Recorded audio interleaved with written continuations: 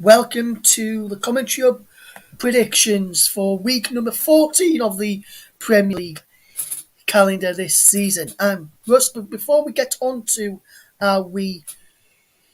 this match week number 14 predictions, let's have a look how myself got on against Ryan on the Saturday and Sunday. So far I've got 6 points. Ryan's got 3 points from his games. Ryan got the Arsenal, Brentford and Chelsea Man U with the draw there. So it was a draw for myself. I got the Aston Villa game spot on with the prediction. Liverpool, I was one goal out from the Liverpool game being the correct score. Stupid Virgil van Dijk, in my opinion, for scoring the fourth goal there. And then Brentford, I said 2-1, they won 1-0. And I said Leicester would win 3-2, it was 4-2 for the Foxes. So, without further ado, let's bring on our guest for the match week number 14 and say a very warm welcome. He's been on the country before. You've heard his voice, now you can see his face. It's Dale Brookes. How you doing, Dale? I'm good, Russ, mate. I'm good. How's yourself? All good, mate. Thank you. All good. Looking forward to another action of Premier League football in midweek. All the games are on Amazon if anyone wants to watch them in the UK. If you've got that, Amazon Prime is the place to watch the matches this midweek. We'll go through them, Dale, in logical order. I've already explained to you last now when you agreed to do this, how the point system works, so just so you know for when we add them all up. And let's start off then, Dale. It's going to be his first game in charge at St James's Park in the dugout for new boss Eddie Hours. His Newcastle United side take on a Norwich side who's begun to pick up a bit of form since the appointment of Dean Smith, but also when Daniel Farke was there as well. They're now 3 games unbeaten on Norwich. How do you see this one going, Dale, between the two sides at St James's Park tomorrow evening? Kick-off is at 7:30. Yeah, well, Newcastle are desperate, aren't they? They're absolutely desperate for a win at the minute. You know, they haven't won all season. And like you say, Eddie Howe's come in to try and change things. I actually did Norwich the weekend, did a report on Norwich for Football Live the weekend. And I must admit, I like what Dean Smith is trying to do. He's trying to get something out of them. They played well against Wolves. They just couldn't find the back of the net, really. So it's going to be an interesting one. Norwich travelling to Newcastle as well. But I've got to be honest, Russ. Newcastle they've got to start winning. It's as simple as that. They've got to start winning. And Eddie Howe will look at this game and they just cannot afford to not win this game. And I think they will. I think they will win it 1-0. So I'm going to go for a Newcastle 1, Norwich 0. I think Norwich is still struggling to score. They've conceded 29 goals as well. So this season, which isn't very good at all. I honestly have a feeling that Newcastle will nudge it and they'll sneak it wide, 1-0. I think it's going to be one of the teams will nick it as well, Dale, by the odd goal. And I'm going for Norwich win. I think Norwich will continue their unbeaten run in recent weeks under Dean Smith and Daniel Farke before Daniel Farke was sacked. I'm going for a 2-1 Norwich victory. The next game then I'll start off with, because it's my boys Leeds United taking on the Crystal Palace side who lost Aston Villa at the weekend and been doing very, very well under Patrick Vieira. Leeds only 2 wins to the name all season. But as you probably know, Dale, as I spoke to you previously, that whenever Leeds United play games, whether it's against Man City, Chelsea, Liverpool, Arsenal, I always back my team to win. And I'm going to do the same again here. I'm going to go for a 2-0 Leeds United win this afternoon. Well, tomorrow evening. What do you reckon that game's going to go, Dale? And Crystal Palace, let me point out, are without one of their main centre-backs. Joachim Andersen is out injured. He's not travelled. And when he was asked earlier in his press conference on Monday, Patrick Vieira said he's not sure when he'll be back. But he says he's not 100%, so he will not travel to Ellen Road for the match on Tuesday evening. How do you see this one going, Dale? Yeah, well, obviously with Leeds again, it's been a poor start for Leeds, hasn't it? They haven't started well. Had a lot of injuries though, a lot of injuries, especially to key men, like Patrick Bamford and Luke Ayling as well. So two big key players that that are that Bielsa relies on, especially Bamford with the goals. I think Leeds have struggled in that department. So as for Crystal Palace, Patrick Vieira, well, he's new coming, hasn't he? And he's done a decent job, it has to be said. Sitting mid-table at the minute. So obviously they lost to Villa, which was a bit of a surprise. To be fair, I didn't think I thought they'd get a result off Aston Villa, but there you go. But I watched them against Arsenal, Crystal Palace, and they were superb. They were well set up. They were good on the counter attack as well. Got some really good players. Obviously, we know what Wilfred Zaha can do. When he's up, and obviously they've still got Ayew as well who can chip in, and so yeah, it's going to be an interesting one. Leeds are at home as well, Ellen Road, fully packed crowd. I think Leeds might just sneak this. It's all going to depend on if Bamford's fit. I don't know whether he's going to be fit enough, but I like the look of Gelhard as well. I think Gelhard, the young lad as well, he's impressed me when I saw him play. So, yeah, I'm going to go for a Leeds win. I'm going to say 2-1 Leeds United. Next one then, Dale, is the game at St Mary's where Southampton take on a Leicester side who won of the weekend, and I mentioned I was one goal off with the prediction when I said 3-2 to Leicester City, and it was 4-2 against Watford at the weekend. I think it'll be another good game this one. How do you see this one going, Dale? Yeah, another good game. I mean, Leicester have, as I say, I've done a couple of games. I've done two of their poorest games. To be fair, the 1-1 draw with your boys, Leeds United, and I'll just try to think which one it was. The 3-0 defeat against Chelsea as well, and they were poor in both games. But obviously, Brendan Rodgers has got a tune out of them. Again, they've had a lot of injuries. Leicester, they've had some long-term injuries to James Justin. But Vardy just keeps doing it, doesn't he? Keeps scoring goals. I think he's 35 next month, and his goal record is just ridiculous. He scores goals, and he got another 2, obviously, on Sunday. So he's in red hot form again. That's probably done him good, to be fair, because I know he got a few games without scoring, and Leicester had got a bit without without the points as well. So yeah, it's going to be an interesting one. For Brendan Rodgers to continue. As for Southampton, well, we all know they're so unpredictable.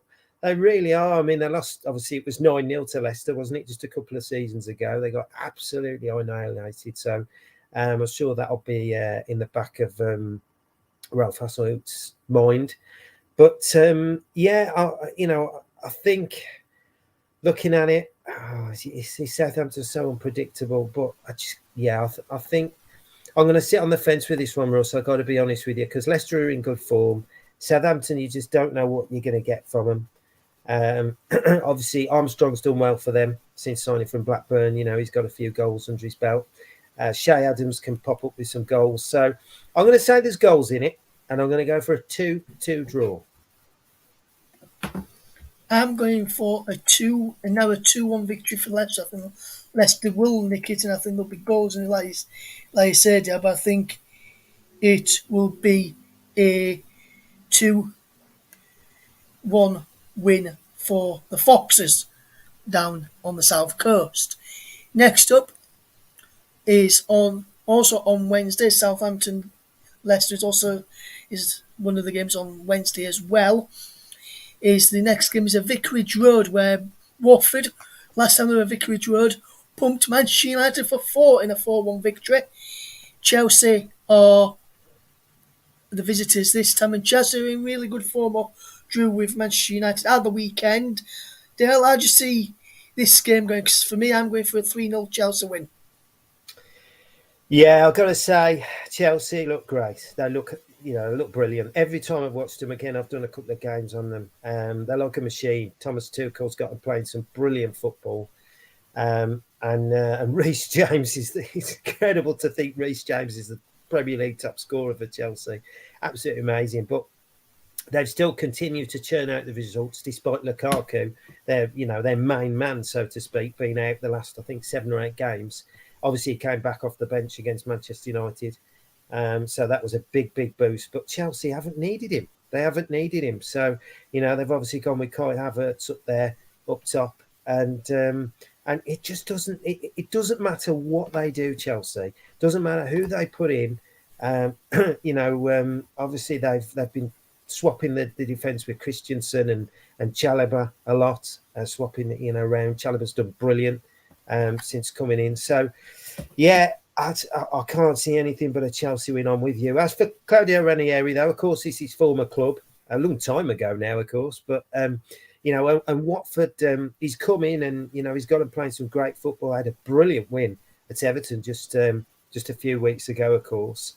But obviously they got put on the backside against Leicester on Sunday. So they're another team that's very unpredictable, I must admit. But when they're on song, when Joshua King's on song and he's got a few goals for them, then they do all right. But I can't see anything against this Chelsea side. I'm going to stay 2-0. I don't think it'll be 3-0. I'm going to go 2-0. I think Watford might just keep the score down, but Chelsea they'll be comfortable.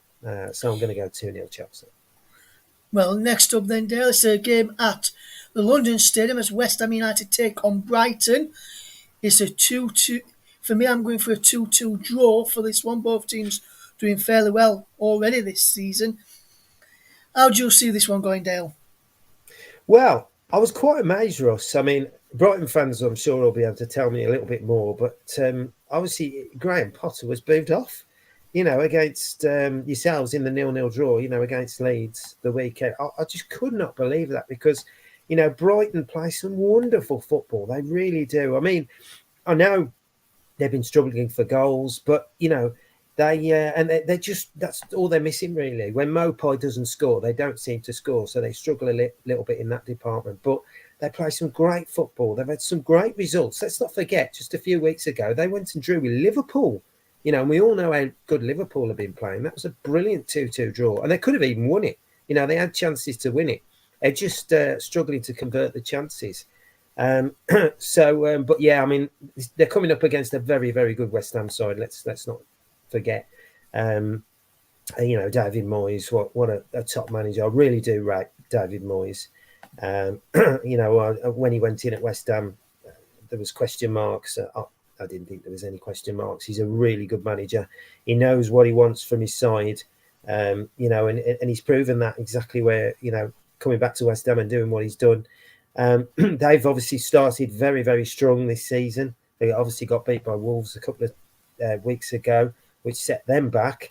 But yeah, I think this is going to be, because Brighton are struggling to score. So even though they're playing well, but they do need to get on the winning side. So, you know what?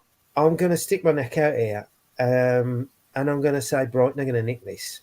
I'm going to go 2-1 Brighton. Interesting stuff there then, Dale. Next up then, it's Wolverhampton Wanderers, who didn't do very well, who did well at the weekend in their game, and they've got a tough, and Burnley's got a tough task.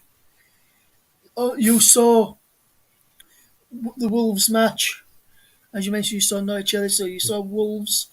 They took on Norwich. I think Wolves will nick this against Burnley. I'm going for a 1-0 Wolves win. And Dale, just to remind you, as you know, our friend JB is a Burnley fan, and he don't like it when people go against. Got to be careful, haven't I? Got to be careful on that one. So you got to be careful. I see them. I see this going. Well, to be honest, I mean, yeah, I did the game, and it's the first time I've really watched Wolves this season. For the full 90 minutes, I watched them in fits and starts, and I've always thought, I'm impressed with what Bruno Lage is doing there. But they were poor. They were really poor against Norwich. They were pegged back. Norwich played really well, and On another day could have got the result. So I was quite disappointed really with how Wolves were set up and how they played. They were trying to hit Norwich on the counter attack, where I expected them to go all gun go against Norwich, but they didn't. But having said that, they too have picked up some very good wins. I mean, since Raul Jimenez has come back from that head injury, and obviously he won. Sean has done well for them as well. So yeah, it's going to be an interesting one. This Wolves are at home, obviously at Molineux. I know they've done well at home this season. They had a great win against West Ham, as we know, a couple of weeks ago. So yeah, I mean they're keeping clean sheets, Russ. I think they're the fourth. They've got the fourth best defensive record in the Premier League. So I think that's something to say about this Wolves side. So and although they were poor against Norwich, I think they'll bounce back. And I think against the Burnley side, who, as I said, they're struggling. They're really, really struggling. And, under Sean Dyche, obviously it didn't help that the game was called off the weekend against Tottenham. They could have done with trying to get some points on the board there. It's the same setup with Burnley. They seem to stick with what they've got, the 4-4-2. They don't seem to really push on. Don't get me wrong, he's done a fantastic job. I can't knock Sean Dyche. He's done a brilliant job. I just can't see him getting anything at Molineux. So I think Wolves will, be comfortable winners. I'm going to go 2-0 Wolves. Yeah, so like I went for 1-0 Wolves. Next up is Aston Villa, who are currently unbeaten under new manager Steven Gerrard, taking on a Manchester City side who I saw yesterday for the TCHub against West Ham, and they were very good for large periods. Manchester City, I think, it's going to be a tough game for Steven Gerrard's side. How do you see this one going, Dale? First of all, before I give my prediction. Yeah, I've done Manchester City as well. I've watched them quite a couple of times, done a few reports on them. They look brilliant as well. Look a really, really strong side. Love Bernardo Silva. Absolutely love to watch him play. I think he's one of the best in the Premier League, to be honest. He's just, if he's not involved in a goal, he's always creating something. He's always on the move. He's always, twisting defenders inside out. So yeah, like I say, he's one of my favourites. But yeah, in terms of the game, Steven Gerrard, what a start! I mean, who could have predicted that? He's come in and he's done brilliantly. Really, the win against Brighton, and obviously the win the weekend away at Crystal Palace. 2-0 and 2-1. So two very, very good victories. I must admit, when he came in, I think a lot of questions were still being asked about him. Obviously not managing in the Premier League, and but he's done a brilliant job at Rangers, as we know. He got them firing on all cylinders, and and was superb there. So why not, to the Aston Villa job? But as for Aston Villa, yeah, as I say, they've got a really, really good side. They've got a good squad of players. Obviously Ollie Watkins, we all know that he can score goals. They brought in Danny Ings in the summer. It hadn't quite worked for Dean Smith. Maybe you could say a little bit unfair on getting rid of him when they did. But having said that, looking at the results now, they're obviously on the crest of the wave, especially after these two wins. So they'll be licking their lips at this one. Manchester City is home, and I think they'll fancy it, especially Man City having slipped up at Crystal Palace, at home to Crystal Palace a few weeks ago. So, yeah, it's going to be an interesting one.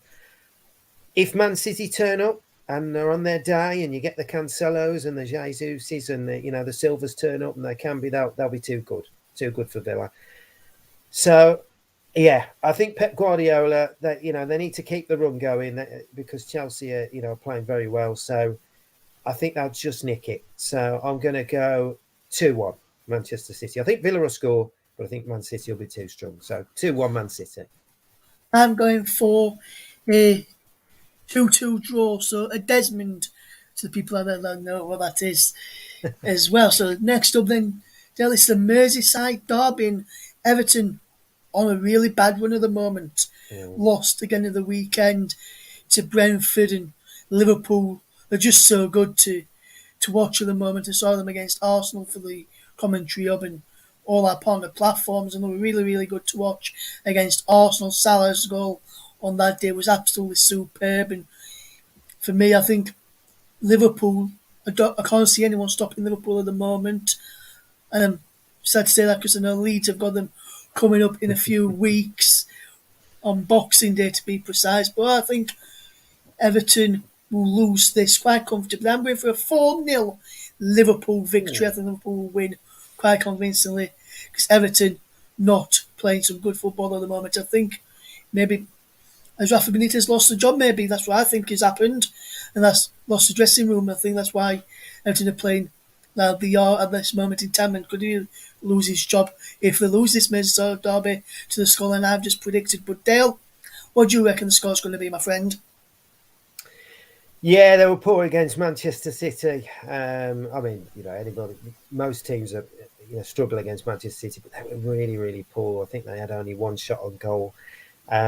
He's been swapping the team around, obviously, Rafa Benitez. He has had injuries, don't get me wrong. They've had Decore. He's just come back, obviously, from an injury. So it's good to get him back. But yeah, something just doesn't seem right there, does it, at Everton at the moment? They're really, really struggling. To get any results. And I think it was something one. They haven't won in 7. I think it is now. It's really, really poor.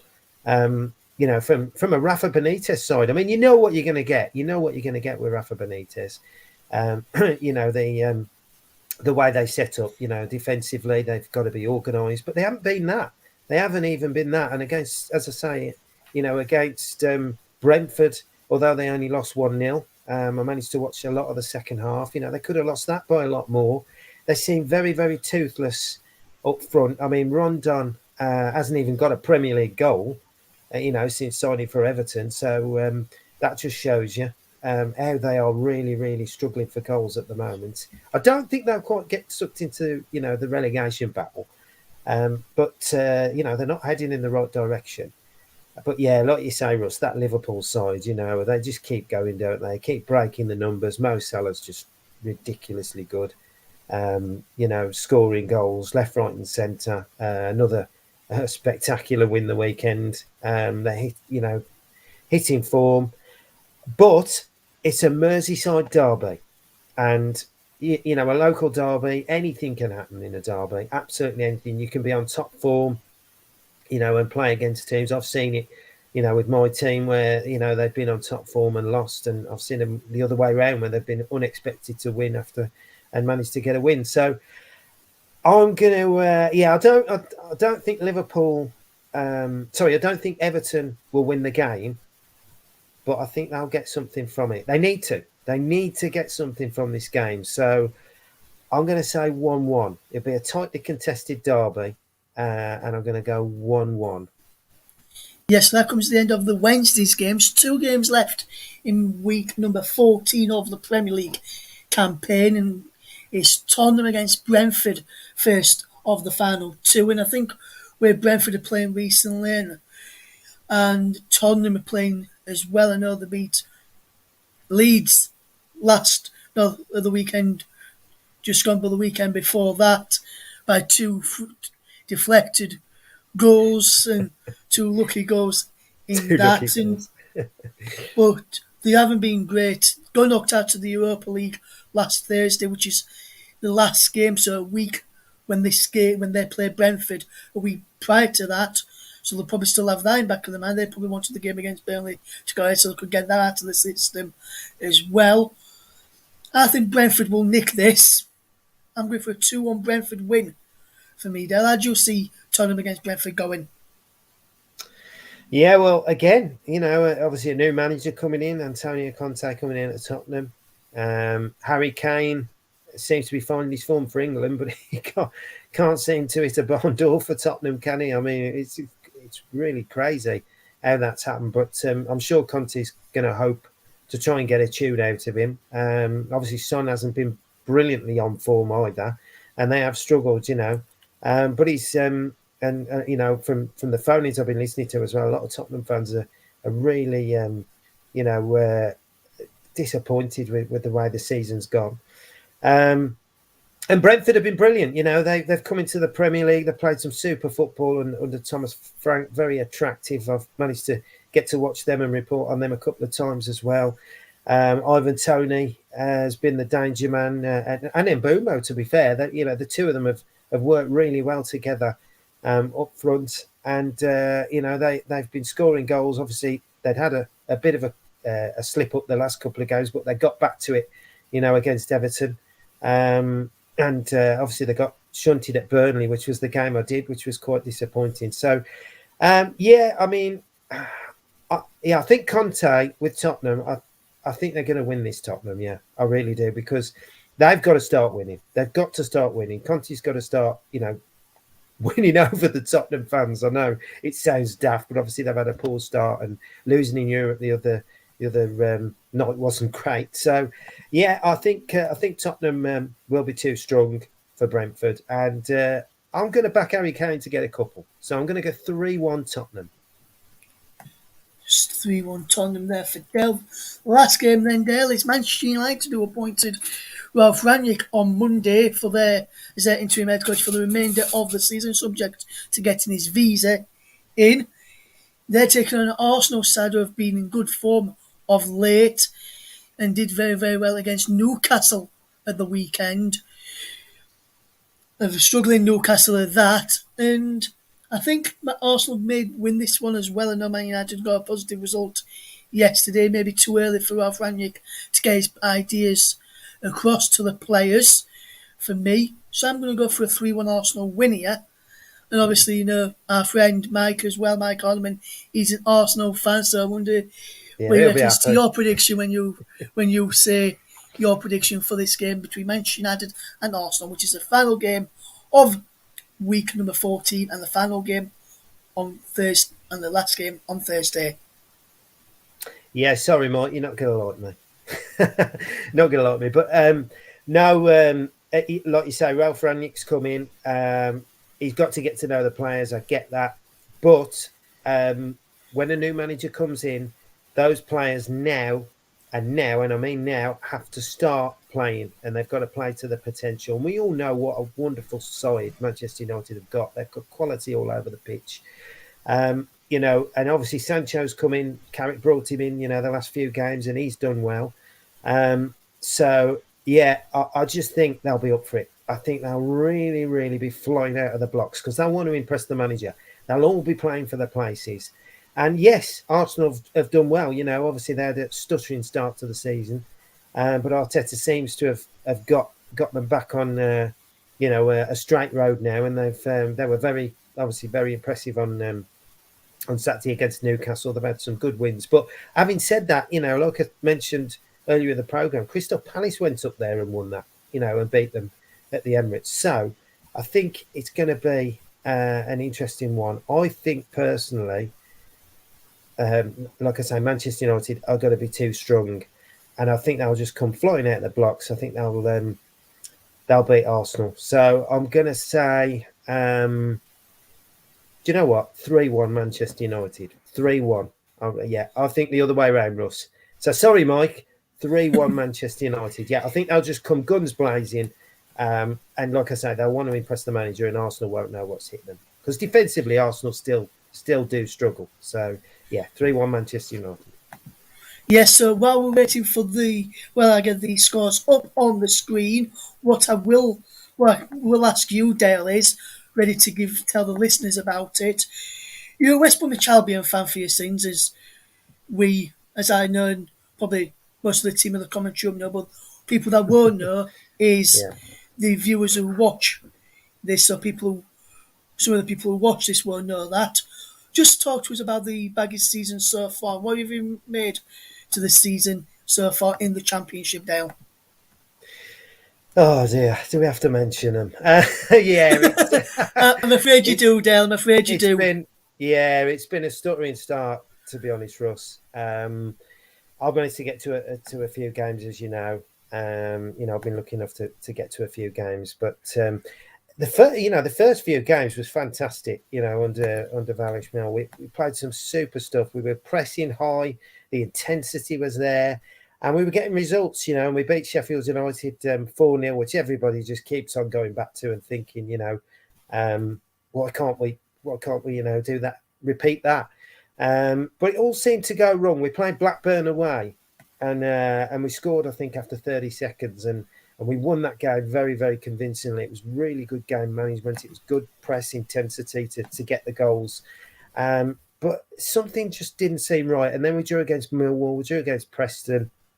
And then ever since then, we've just not been able to get our mojo back. I think it's come down to teams finding us out, really. The opposition working us out, knowing that we like this high press and intensity. We've been forced to try all sorts of stuff to try and play it out from the back, short passes in the midfield and try and build from there.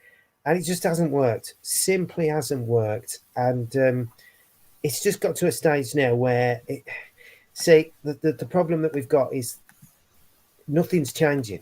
Nothing's changing. So you're going into the games and we're playing a 3-4-3 every single game. Nothing is, there's no changes. There's no, let's go back to a back four. Let's try 5 in the midfield. Let's try 4-2-3-1, 2 in the holding and 1 maybe behind the striker, or even 2 strikers, instead of 3.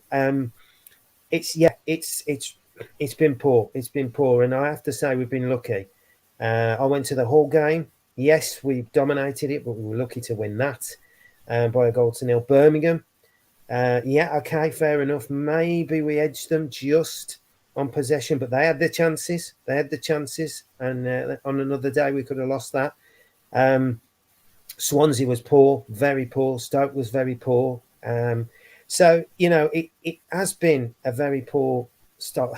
Well, I wouldn't say not a very bad start, but a very poor last few games. And like I say, we haven't scored in, I think it's 3 games now. So it's worrying times. And we I know people are going to look and think, but West Brom are third. And yes, you are right. You look at the table and you think, wow. But from where we are, Albion fans will tell you that we have dropped like a stone, and it is getting that worrying. If he keeps with the same team and the same formation against Coventry, we've got Coventry away on Saturday, who are, in the playoffs as well, and they're going very, guns blazing at the moment. If we lose that, we could drop to 7th after that, and then all of a sudden you're out the playoffs. And then yourself, for us, it's hard to get back in those playoffs. As being a Leeds fan, you would have suffered a few seasons worry of that. But that's exactly what it is. If that happens, then we drop out of the playoffs. And like I say, the way we're playing at the moment, I can see it happening. I really can. I think the top 2, you can forget it. I think Bournemouth and Fulham are too strong. They've got strikers. They've got Solanke, Bournemouth. Fulham have got Mitrovic. We've not got a striker. We've not got a number 9. We play with 3 wingers up front. You could say 4 because you've got Dean Garner, Phillips, Robinson and Grant. So you swap between the 3. And like I say, it's just not worked. It's not worked these last few games. He's got to change things. Otherwise, we're just going to slide down that table. And that's, for a team that's just got relegated for the Premier League, you don't want to be big-headed. You don't want to be arrogant about it. You still got to earn the right to get promoted. But I think a lot of Albion fans will agree with me to say the squad of players that we've got should be doing a lot better than what they are now. Yes, and I just want to talk to you about another player who's not got looking yet under Valerian Ismail. And I read on social media over the weekend that he's an ex-Leeds player as well, Robert Snodgrass. He's been told that he's surplus to requirements and is free to find another club. So what do you make to that news, and what have you made to him since he's come to West Bromwich Albion, Dale? And do you think it's a good move by Valerian Ismail to not pick him and say he's surplus to requirements and he's free to find a new club? Well, to be fair, Russ, we haven't seen a lot of him. He's been injured. He was injured a lot in pre-season. It took him a while to find his fitness and get back. And then we, because we started the season so well, he couldn't get his place in the team. We had Mowat and Livermore, the 2 in the middle, and they were playing well at that point. And then you got Jason Malumbi, who's come in as well the last few games. But Snodgrass played. He played his part against Bristol City. We had a brilliant win there. And he was superb. And then what happened? What seemed to happen was we played Fulham, and we got beat very convincingly. And Snodgrass made a mistake. He passed the ball back; it was too short. And then all of a sudden, since then, he's just not had a look in, and he wasn't even in the squad on Friday night. Now, what's gone on there? I don't know whether has something gone on, because all of a sudden he's just been dropped. He's been completely dropped. He's gone from being a first team player, to being completely dropped out of the squad. And fans are asking questions, and rightly so. And I think Valishmel was actually asked that in his press conference, and he just said, "I picked the team." And something isn't right there at all. And but from what I've seen of Snodgrass, like I say, we haven't seen much of him. And like I say, against Fulham, yes, he did make the error, but he played very, very well against Bristol City alongside Mowat. So I would like to see him, again, just a few more games. But, from what's been said in the press today, I don't think we're going to get that opportunity. And that's disappointing, because Livermore's suspended. Not Mowat, Malumbi is suspended for the game against Coventry. I just don't know who's going to play alongside Mowat in the midfield. He would be perfect just to try him out, against Coventry, but he's surplus to requirements, like you say, and he's on his way. So, I have to say, Russ, I'm really disappointed in the management. Something must have gone on. And as I say, I'd have liked to have seen him, but it doesn't look like we're going to get the chance, I'm afraid. Yes, absolutely. And just before we finish, then Dale, let's put the predictions up for we have both gone for, so people can see who we've both gone for there for the weekend, for the midweek matches starting on Tuesday through to Thursday. So those are what we have gone for. Let us know what you think, guys. What your predictions are for each of the games in the comment section below, and also you can let us know. You can tweet us as well. Commentary Live 1 is to tweet us and let us know what you think. And let us know who you think who's going to have the best result, who's going to win week number 14 predictions. But I just want to say, there's our predictions there again, Dale, just so everyone can see them there, my friend. Just before we do finish off then, Dale, I just want to say a big thank you to you for coming on. Obviously, you mentioned you do reporting as well. I've been on that show as well, Football Live on Brother FM. We've both been on there of the weekend. On Saturday, we're both on there you covering the Premier League game, I covered an Italian game. And I must say, since you joined us, and you've done a couple of games for us here on the commentary, and hopefully throughout Christmas, maybe through the Christmas period, and when it's in the next international break, like I said to you, Dale, when we were speaking earlier in the week on WhatsApp and over the past few weeks, that if you want to, you're more than welcome to return whenever you want to. When there's an next international break, which won't be till March, you want to do one of the international games, just give us a message, and you're more than welcome to come back on the TCHub and do some more commentaries. But keep up the great work, Dale. Thanks, Russ. Yeah, it's been great. It's been a pleasure. Thank you so much for having me. Really enjoyed it, mate. Really enjoyed it. As long as I beat you, that's the main thing. As long as I beat you in the predictions, that'll do. That'll do for me. Yes, so thank you for Dale for coming on, and thank you everyone for watching the Premier League predictions week number 14 here on the TCHub. From all of the team here at the TCHub and all our partner channels, thank you for watching, and we'll see you again, possibly Thursday, maybe Friday, for the weekend's result, for the weekend's predictions and a review of me and Dale got on in the midweek fixtures.